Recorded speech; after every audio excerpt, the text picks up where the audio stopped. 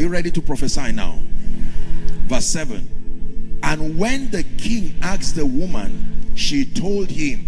So the king appointed unto her a certain officer, saying, restore all that was hers, and all the fruit of the field, since the day that she left the land, even until now.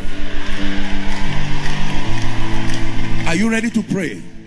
You're going to shout the word restore 7 times as a prophetic declaration. I want you to be very serious.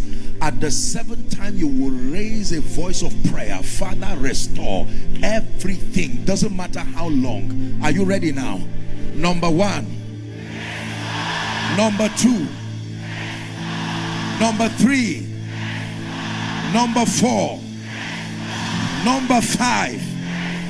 Number 6. Number 7.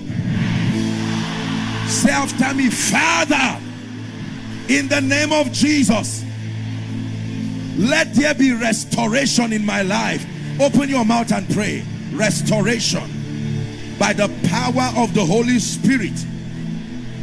Even from tonight, I decree restore everything. Restore years. Restore time. Restore peace. Restore joy. Shabrakatapeka parakatabak.